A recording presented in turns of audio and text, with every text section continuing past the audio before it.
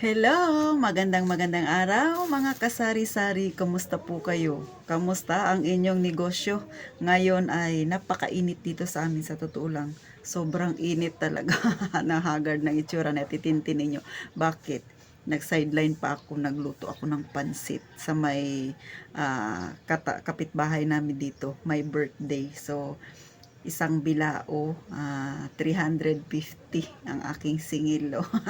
Si Ate Tintin ninyo nag-sideline pa kahit na may tindahan na, o di ba? Habang nagbabantay, wala naman masyadong nabili. Kaninang umaga na malengke ako, tapos pagdating ko ginayat-gayat ko na yung mga gulay, mga kasari. Tapos niluto ko na, inuna ko na niluto yung karne at gulay. Tapos nitong bandang alas 2, kasi sa usapan namin alas 2 na lulutuin, saka ko lang niluto. Syempre madali na lutuin yun kasi yung biho na nabili ko, binabad ko na, mga 1 oras kong binabad. So madali na lang, ilang kulo na lang yun, madali nang lutuin. Pero napagod ako pagkatapos kong namalingki kaninang umaga, tapos namalingki ako ulit nung tanghali kasi inutusan ako ni mother, tapos nagpa-load ako. Tapos pagdating ko dito, busy ako sa aking tindahan. Tapos ngayon, katatapos ko lang magluto ng sideline ko na pansit. Ayun, na-i-deliver ko na. Next, busy sa titintin ito. Panay repack ko ha. Katatapos ko lang mag-repack ng asin. Tapos nag-repack din ako ng mantika.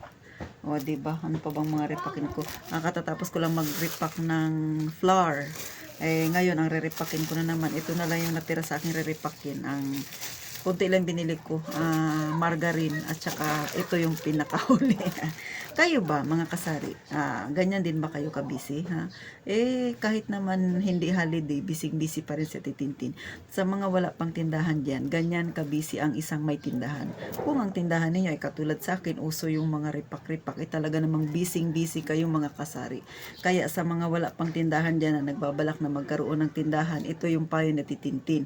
Lagi kong sinasabi, bago kayo magsabing mag-resign na sa trabaho at magtitindahan na lang, isipin nyo muna maigi ha. Hindi ko kayo sa dinidiscourage, pero ito ay real talk. Nasa puso nyo ba talaga yung pagtitinda?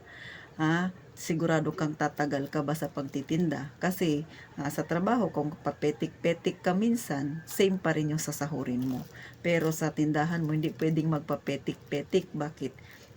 Kung wala ka ng mga ripak-ripak at mabenta sa iyo ang ripak-ripak, ano ang ibebenta mo? Kaya mapipilitan kang mag-ripak. Katulad sa akin, kahit gano'n ko kapagod, puyat na pitaw, tinan nyo, nangangalumat ako, di ba?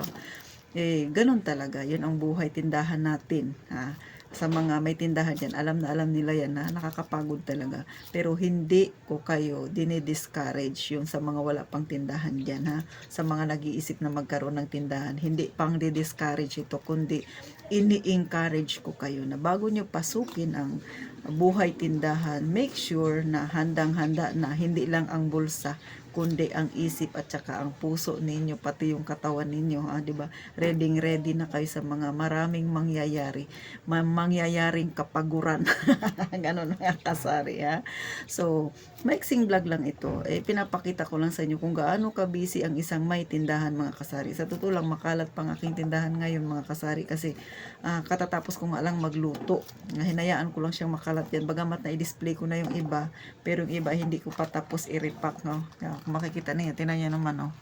Oh, ayan, bising, no? Ganyan. 'Di ba? So, yan ang aking tindahan, mga kasari. Yan, oh, 'di ba? Oh. Ganyan ang tindahan na titintin. Oh, ito naman yung kabilang side. Bagamat maayos naman ang tindahan ko, pero siyempre nagre-repack ka, di siyempre maraming kalat. Oh. Ulit, hindi ito pang di-discourage sa mga wala pang tindahan, na ipinapakita ko lang sa inyo, mga kasari, kung gaano kabisi ang isang may tindahan. Pero napakasarap sa pakiramdam. Bakit? Kung yung trabaho na ginagawa mo, walang naguutos sa'yo, walang bossing sa'yo, kung hindi ginagawa mo talaga siya ng nasa puso mo, masarap sa pakiramdam, di ba? Ako kasi pag may ginagawa sa umaga, nililista ko yan, gabi pa lang nililista ko na yung gagawin ko sa kinabukasan para wala akong makalimutan, di ba? Yun yung goal ko sa araw-araw. Kayo ba ganyan, mga kasari? Simpleng kwentuhan lang ito, mga kasari, kasi habang nagpapahinga ako, dahil eto nakasunod-sunod yung aking re-repakin. Tintin. Ganon talaga. O, di ba mga kasari, habang nagpapahinga si Ate Tintin, nagbablog, tapos ito, magre-repack siya pagkatapos nito, ha mga kasari. So sa mga nanood dyan, thank you ng marami sa inyo. Sana huwag kayong magsawang suportahan si Ate Tintin sa kanyang maliit na YouTube channel. Sa mga hindi pa nakasubscribe, pa-like and subscribe na lang mga kasari, at saka sana may matutunan pa kayo kay Ate Tintin, mga kasari, ha. So ngayon, talaga namang napakainit. Ang oras natin dito ay, check nga natin kung anong oras. Alas 3 pa lang ng tanghali. O, tanghali ba? Hapon lang pala. So, yan. Kung makikita ninyo, ganyan. O, di ba ang init-init? So, ganyan na ang tindahan ni Ate Tintin. Ganyan siya kabisi sa araw-araw, mga kasari. So, sana kayo din. O, di ba? Inikot ko na kayo. So, yan, makikita ninyo mga kasari.